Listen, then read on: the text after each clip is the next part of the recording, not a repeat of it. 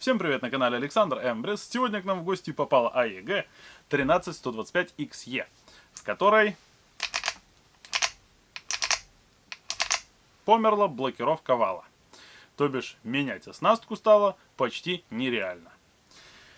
Именно конкретно в этих модельках, кстати, такая вот беда распространена. Ко мне они часто попадают с этой поломочкой. Если у вас такая же проблема, пишите в комментариях. А мы тем временем приступаем к разборке. Первым делом вскроем редуктор.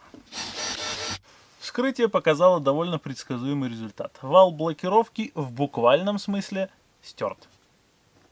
То есть цепляться, грубо говоря, нечем. Теперь взглянем на ответную часть, а именно на отверстия в ведомой шестерне.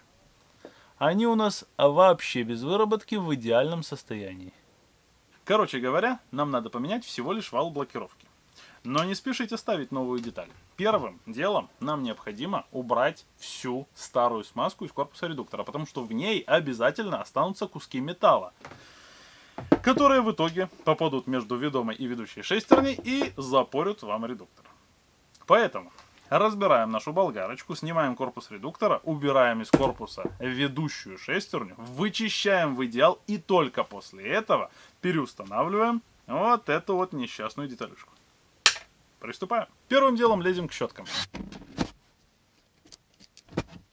Ну и естественно их снимаем. Кстати говоря, обязательно чистим шахты. Затем откручиваем корпус редуктора от корпуса электрики. Открутили и достаем. Теперь берем ключик на 10 и откручиваем гайку, которая держит нашу ведущую шестерню. Ну и естественно достаем наш якорь. Остается взять наш корпус редуктора, выкинуть из него лишние детали и приступить к чистке. Совсем забыл. Нам бы блокировку вала сразу снять. Это делается довольно просто. Нажимаем на саму блокировочку и любыми плоскошами цепляемся за вал и просто крутим против часовой стрелки.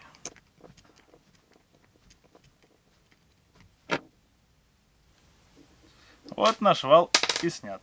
Давайте для наглядности я возьму магнитик и пошарю внутри корпуса редуктора в поисках металлических осколочков. И посмотрим, что мне удастся выловить.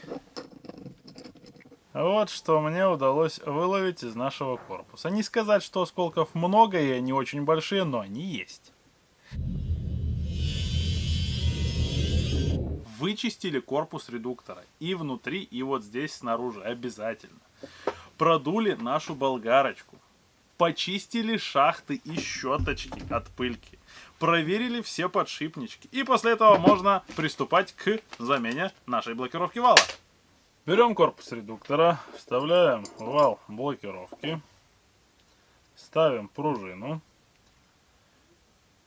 и начинаем вкручивать вал блокировки в кнопку блокировки.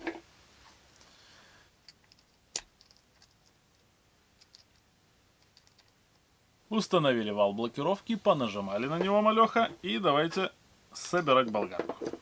Вставляем якорь не до конца, вставляем шестереночку.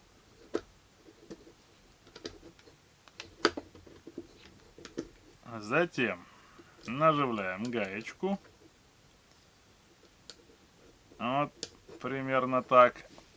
До конца вставляем якорь. Крутим за шестерню, чтобы она попала в свою посадку, потому что она П-образная.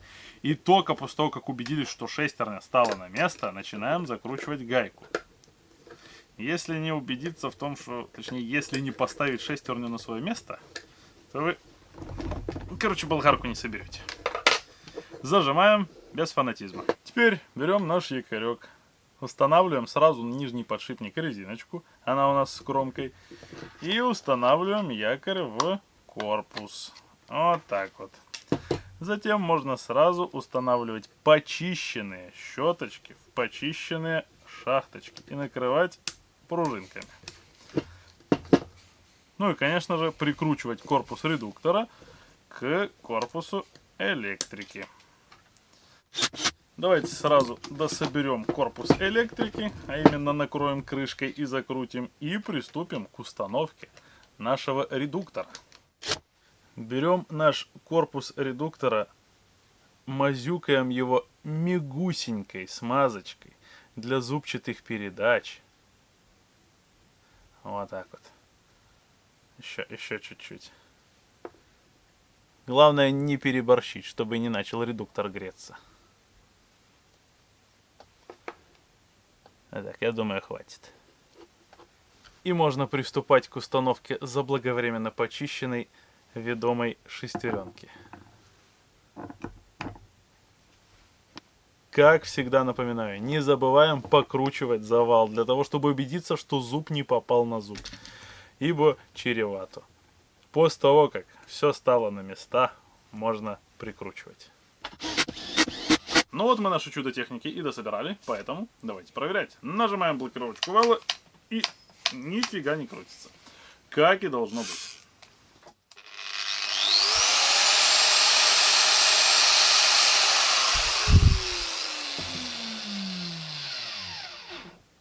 Вот примерно так вот просто меняется вал блокировки. Однако, повторюсь, вместе с заменой настолько изношенной блокировки необходимо менять и смазку. Разбирать инструмент, опять же, на мой взгляд, необходимо, потому что за ведущие шестерни вы почистить ничего не сможете. Она будет мешать. А там может остаться осколочек, который в итоге повредит вам редуктор. Оно вам надо? Лучше один раз почистить. Кто согласен, пишите в комментариях. Кто не согласен, тоже пишите в комментариях и пишите почему. Вот. Что там? Ну а теперь небольшая дополнительная информация. Обратите внимание вот сюда вот. Между корпусом редуктора и самой кнопочкой есть зазор. Так вот, вот в этот зазор часто попадает грязь и мешает полноценно нажать на блокировку вала. И, кстати говоря, довольно часто это является причиной вот такой поломки. То есть получается, что вы нажимаете на кнопку, она не дожалась, краем зацепилась за шестерню, пару раз проскочила, износилась, и в итоге вы получаете вот такую вот фигню. Поэтому желательно, я рекомендую, чистить вот эту часть периодически, для того, чтобы ваш вал блокировки жил дольше. Надеюсь, видео было полезным. Ну а теперь, если вам не лень, то спуститесь в комментарии и справа от них найдите любой рекомендуемый ролик с моим логотипом и просмотрите его. Этим вы сильно поддержите канал и увеличите частоту выхода роликов. Ну и хватит.